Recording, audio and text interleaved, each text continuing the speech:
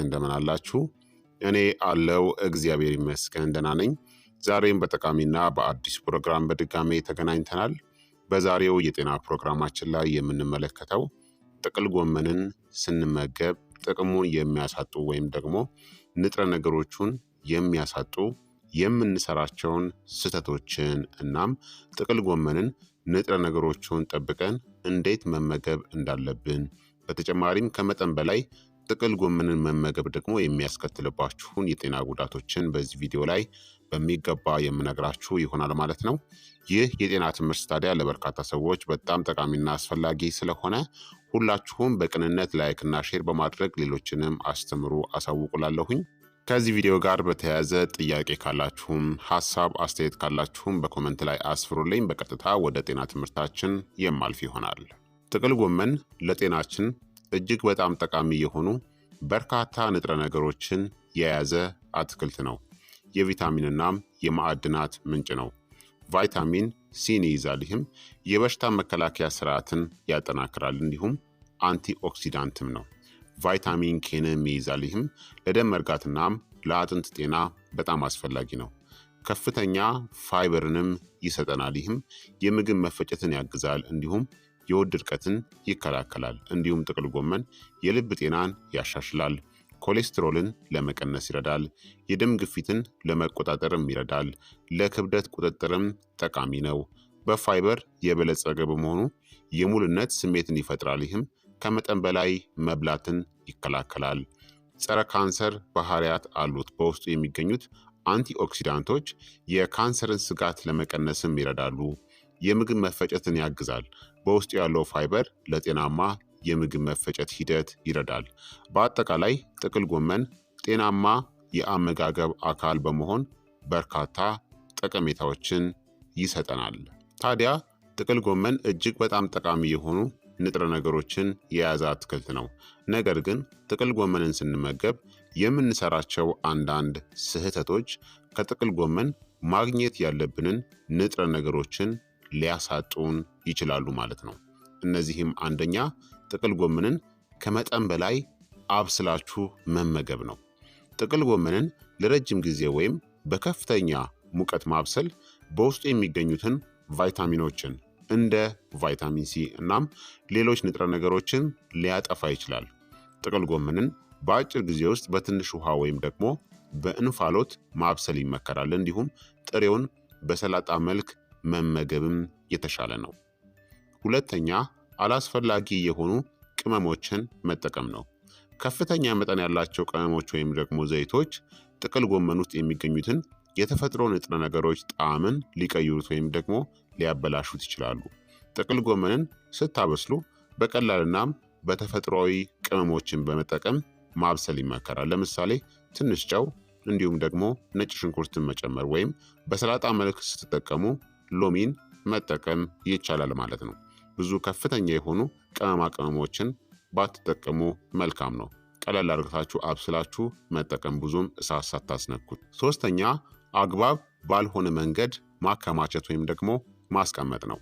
ጥቅል ጎመንን በሞቃት ወይም እርጥበት ባለው ቦታ ማከማቸት ንጥረ ነገሮቹ እንዲበላሹ ወይም እንዲቀንሱ ያደርጋል።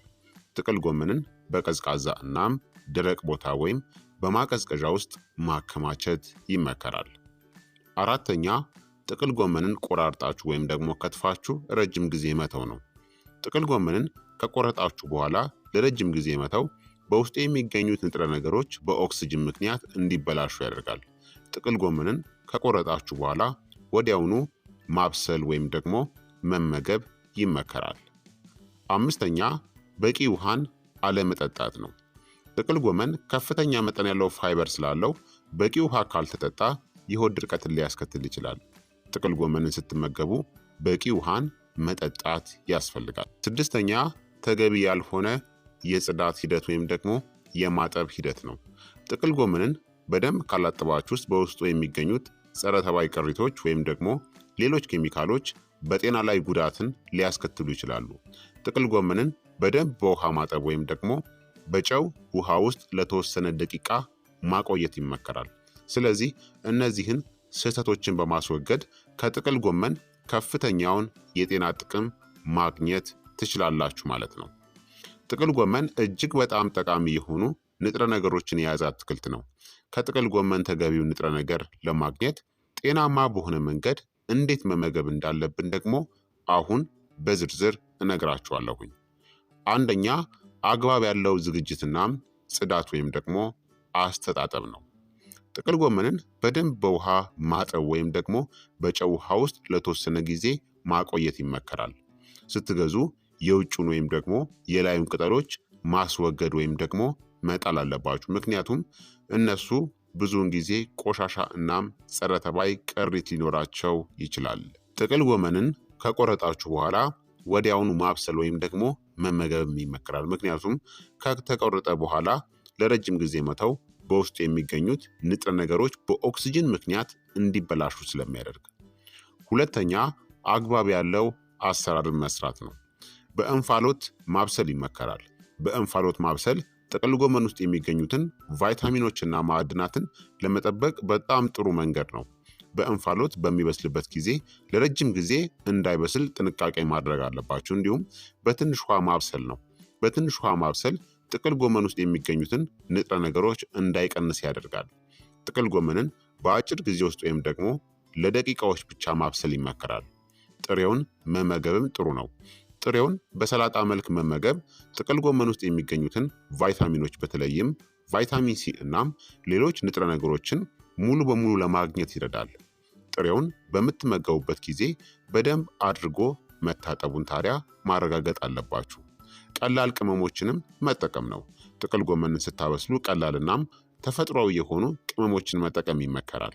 ከፍተኛ መጠን ያላቸው ቅመሞች ወይም ደግሞ ዘይቶች ጥቅል ጎመን ውስጥ የሚገኙትን የተፈጥሮ ንጥረ ነገሮች ጣዕምን ሊቀይሩት ወይም ደግሞ ሊያበላሹት ይችላሉ። ትንሽ ጨው፣ ሎሚ ወይም ደግሞ ነጭ ሽንኩርት በመጠቀም ከቻላችሁ ኤክስትራ ቨርጂን ኦሊቭ ኦይልን በመጠቀም ጥቅል ጎመንን ማብሰል ይመከራል። ሶስተኛ አግባብ ያለው ማከማቻ ቦታ ማስቀመጥ አለባችሁ። ቀዝቃዛና ደረቅ ቦታ ማስቀመጥ ነው። ጥቅል ጎመንን በቀዝቃዛ እናም ደረቅ ቦታ ወይም ደግሞ በማቀዝቀዣ ውስጥ ማከማቸት ይመከራል። በሞቃት ወይም ደግሞ እርጥበት ባለው ቦታ ማከማቸት ንጥረ ነገሮቹ እንዲበላሹ ወይም ደግሞ እንዲቀንሱ ያደርጋል። አራተኛ ከሌሎች ምግቦች ጋር ማመጣጠን ነው። የተለያዩ ምግቦች መመገብ አለባችሁ። ጥቅል ጎመንን ከሌሎች አትክልቶች፣ ፍራፍሬዎችና ፕሮቲን ጋር በማጣመር መመገብ የተሟላ አመጋገብን ለማግኘት ይረዳል። እንዲሁም በቂ ውሃን መጠጣት አለባችሁ። ጥቅል ጎመን ከፍተኛ መጠን ያለው ፋይበር ስላለው በቂ ውሃ ካልተጠጣ የሆድ ድርቀትን ሊያስከትል ይችላል። ስለዚህ ጥቅል ጎመንን ስትመገቡ በቂ ውሃን መጠጣት ያስፈልጋል። እነዚህን ምክሮችን በመከተል ከጥቅል ጎመን ከፍተኛውን የጤና ጥቅሞችን ማግኘትናም በአግባቡ መመገብ ትችላላችሁ ማለት ነው። ታዲያ ጥቅል ጎመን እጅግ በጣም ጠቃሚ የሆኑ ንጥረ ነገሮችን የያዘ አትክልት ቢሆንም ከመጠን በላይ መጠቀም ግን አንዳንድ የጤና ችግሮችን ሊያስከትል ይችላል። ከልክ በላይ ጥቅል ጎመንን የምትመገቡ ከሆነ የሚያስከትልባችሁን የጤና ጉዳቶችን እነግራችኋለሁኝ። አንደኛ የታይሮይድ ችግር ነው። ጥቅል ጎመን ጎይትሮጂንስ የሚባሉ ንጥረ ነገሮችን ይዟል። እነዚህ ንጥረ ነገሮች የታይሮይድ ሆርሞን ምርትን ሊያስተጓጉሉ ይችላሉ። በተለይም የአዮዲን እጥረት ባለባቸው ሰዎች ላይ። በተለይ የታይሮይድ ችግር ያለባቸው ሰዎች ጥቅል ጎመንን ከመጠን በላይ ከመመገብ መቆጠብ አለባቸው። ሁለተኛ የሆድ መነፋትና የጋስ ችግር ነው። ጥቅል ጎመን ከፍተኛ መጠን ያለው ፋይበርን ይዟል። ከመጠን በላይ ፋይበርን መመገብ የሆድ መነፋት፣ የጋስ ችግርና የሆድ ቁርጠትን ሊያስከትል ይችላል። ይህ በተለይ ለምግብ መፈጨት ችግር ላለባቸው ሰዎች የበለጠ በጣም አሳሳቢ ነው። ሶስተኛ የደም መርጋት ችግር ነው። ጥቅል ጎመን ቫይታሚን ኬን በብዛት ይዟል። ቫይታሚን ኬ የደም መርጋትን ይረዳል። የደም ማቅጠኛ መድኃኒት የሚወስዱ ሰዎች ጥቅል ጎመንን ከመጠን በላይ ከመመገብ መቆጠብ አለባቸው። ምክንያቱም ቫይታሚን ኬ የመድኃኒቱን ውጤታማነት ሊቀንስ ስለሚችል ነው። አራተኛ ደግሞ የአለርጂ ችግር ነው። አንዳንድ ሰዎች ለጥቅል ጎመን አለርጂ ሊኖራቸው ይችላል። የአለርጂ ምልክቶች እንደ የቆዳ ሽፍታ፣ ማሳከክ፣ የሆድ ህመምና የመተንፈስ ችግርን ሊያካትቱ ወይም ደግሞ ሊያስከትል ይችላል። አምስተኛ የመድኃኒት ተጽዕኖ ነው። ጥቅል ጎመን ከአንዳንድ መድኃኒቶች ጋር አሉታዊ ተጽዕኖ ሊያመጣ ይችላል። ስለሆነም ማንኛውንም አይነት መድኃኒት የሚወስዱ ሰዎች ጥቅል ጎመንን ከመጠን በላይ ከመመገባቸው በፊት ከሐኪማቸው ጋር መማከር ይኖርባቸዋል ማለት ነው። ስለዚህ እነዚህን የጎንዮሽ ጉዳቶችን ከግምት ውስጥ ማስገባት ያስፈልጋል። ታዲያ ምን ያክል ጥቅል ጎመንን መመገብ አለብን የሚል ጥያቄ ካነሳችሁ ልክ እንደ ሌሎች ምግቦች ሁሉ ጥቅል ጎመንን በመጠኑ ብቻ መመገብ ተገቢ ነው። ከልክ በላይ ጥቅል ጎመንን ብቻ አትጠቀሙ። የተለያዩ ምግቦችን በማመጣጠን መመገብ ጤናማ የአመጋገብ ስርዓትን ለመከተል ይረዳል። ማንኛውም የጤና ችግር ካለባችሁ ወይም ደግሞ ጥርጣሬ ካላችሁ ደግሞ የጤና ባለሙያ ጋር መማከር ይመከራል ማለት ነው። ማወቅ ያለባችሁ ነገር ምንድን ነው? የትኛውም ነገር ከልክ በላይ ሲሆን የጤና ጉዳትን ሊያስከትል እንደሚችል መገንዘብ ያስፈልጋል። ስለዚህ ክቡራትና ክቡራን ተመልካቾቼ የዛሬው የጤና ትምህርቴ እንግዲህ ይህንን ይመስል ነበረ።